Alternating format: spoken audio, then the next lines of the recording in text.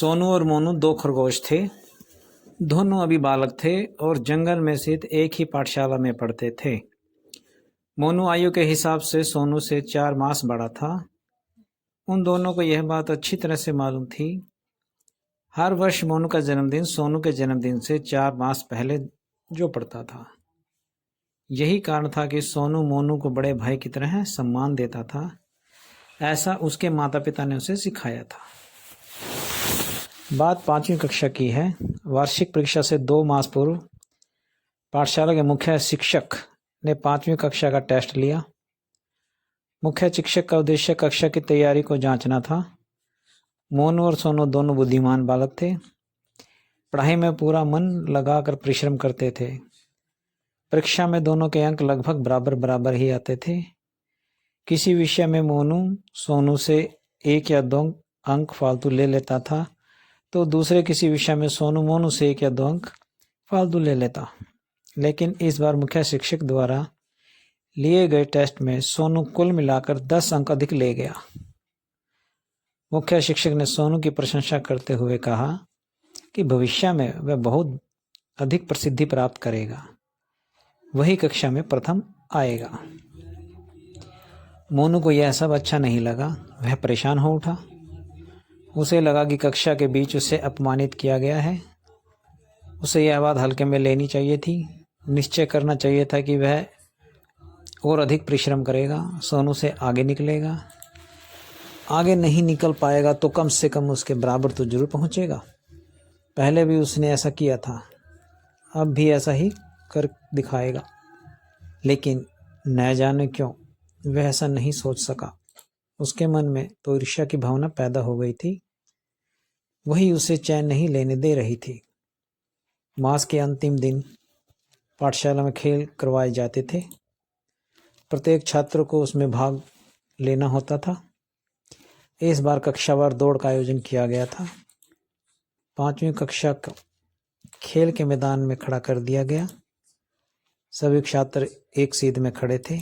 एक अन्य कक्षाओं के छात्र तथा अध्यापक एक तरफ खड़े होकर यह सब देख रहे थे। कालू सिंह रीछ उस पाठशाला में शारीरिक शिक्षक यानी पीटीआई के रूप में कार्य कर रहा था। उसने सीटी बजाई तो 5वीं कक्षा के सभी छात्र दौड़ पड़े। सभी छात्र एक दूसरे से आगे निकलने का प्रयत्न कर रहे थे। सोनू धीरे धीरे पूरी कक्षा से आगे निकल गया था। मोनू भी ज्यादा पीछे नहीं था। लग रहा था कि वे दोनों ही उस दौड़ का पहला और दूसरा स्थान प्राप्त कर लेंगे।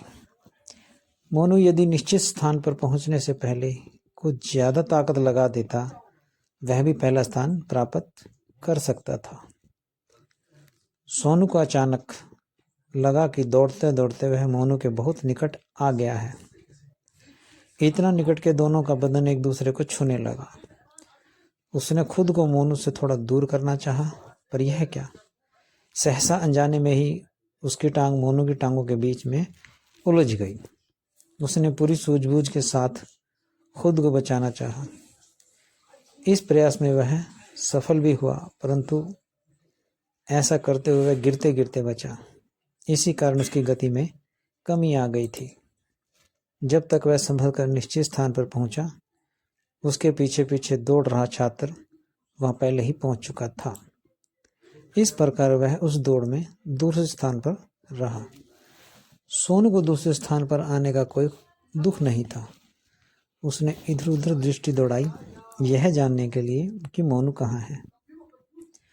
वह उससे क्षमा मांगना चाहता था कि गलती से उसकी टांग मोनू की टांगों में उलझ गई थी, पर मोनू वहां नहीं था। थोड़ी देर बाद उसे मालूम हुआ कि मोनू तो दौड़ते दौड़ते सोनू की टांग उलझ जाने के कारण वहीं गिर गया था। ट्रैक की सीमा को बताने वाली खूंटी से उसका घुटना टकरा गया।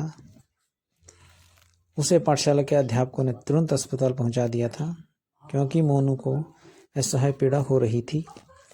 छुट्टी होने के वक्त कक्षा अध्यापक ने बताया था कि मोनू की टांग टूट गई है और उसे कई दिनों तक अस्पताल में ही रहना होगा।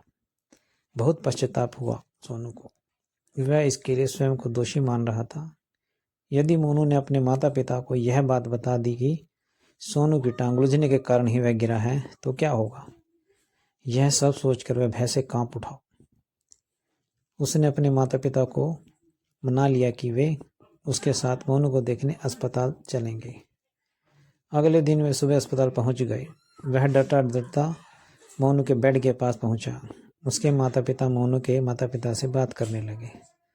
तब मोनू सोनू के पास जाकर धीरे से बोला, मित्र, मुझे माफ़ कर दो, यह सब मेरे कारण हुआ है, परंतु मैं भगवान की कसम खाकर कहता हूँ कि ऐसा मैंने जानबूझकर नहीं किया। सोनू की आंखें सचमुच में ही गीली हो गई थी।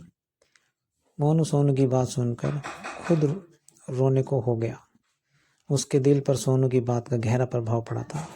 उसने अपने हाथ आगे बढ़ाकर सोनू का हाथ अपने हाथ में थाम लिया।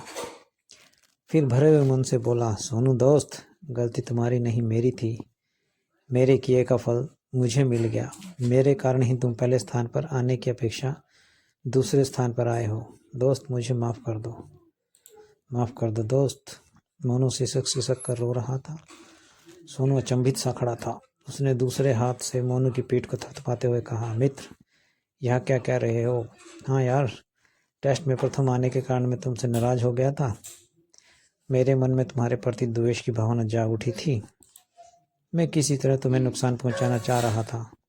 जब मैंने देखा कि दौड़ में तुम मुझसे आगे निकल रहे हो, तो मैंने जानबूझकर अपनी टांग तुम्हारी टांग में फंसा दी थी, ताकि तुम गिर जाओ, तुम्हें चोट लगे, तुम फर्स्ट न आ सको। पर मैं खुद ऐसा करते हुए ट्रैक पर लगी खुंटी पर जा गिरा और मेरी टांग टूट गई। दोस्त, मुझे शिक्षा मिल चुकी है। मैं भविष्य में ऐसा गलत काम कभी नहीं करूँगा। बस तुम मुझे माफ़ कर दो। पश्चाताप भरी दृष्टि से देखा था मोनू ने सोनू की ओर। सोनू के दिल का बोझ उतर गया था।